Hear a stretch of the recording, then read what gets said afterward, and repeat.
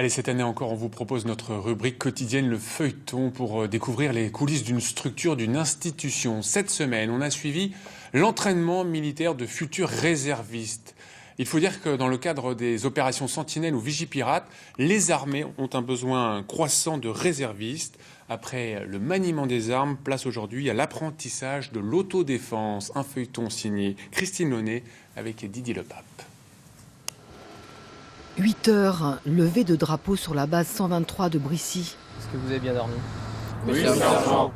Pour ce 4e jour de formation, les réservistes vont s'initier aux techniques d'autodéfense, dites d'intervention opérationnelle rapprochée.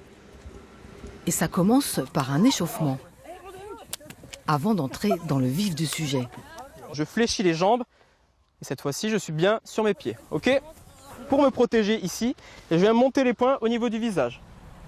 Ça leur permet déjà de ne plus appréhender tout ce qui est coups, parce qu'il y a beaucoup de personnes, autant les militaires que les personnes civiles, ont forcément un petit peu d'appréhension sur tout ce qui est contact pour se défendre ou pour attaquer, si le besoin en est. Donc là, l'objectif, c'est vraiment, dans les premiers temps, de casser cette appréhension et de leur apprendre des techniques. On travaille toujours dans le thème de la légitime défense, donc c'est très important pour eux aussi. Tous les militaires doivent vraiment connaître ce qu'est la légitime défense. Le plaquage au sol. Ok, est-ce que ça parle à quelqu'un, le plaquage au sol? Je suis ici, tac, je tends les jambes. Regardez où vous mettez vos mains. Voilà, vous avez compris pourquoi il ne fallait pas être serré tout à l'heure? C'est sûr que c'est un peu impressionnant quand on se dit qu'on peut se retrouver face à un ennemi, quoi.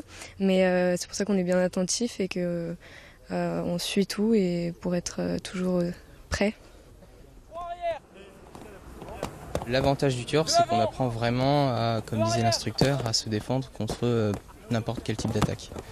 Le but, c'est effectivement de gagner du temps et attendre ses collègues en renfort. Une personne qui nous agresse avec un bâton ou avec ses mains, on ne pourra jamais lui tirer dessus. Ce sera condamné puisque la réponse n'est pas proportionnée, en fait. À l'inverse, si quelqu'un nous tire dessus, évidemment, là on pourra répliquer avec une arme. Mais vous avez en fait plusieurs degrés de réponse à une attaque. Pendant leur formation, les réservistes sont scrutés par leurs instructeurs. Ils vont juger de leurs aptitudes à partir en opération Sentinelle ou en soutien du plan Vigipirate. On observe les jeunes en permanence, que ce soit dans les activités ou dans la vie de tous les jours.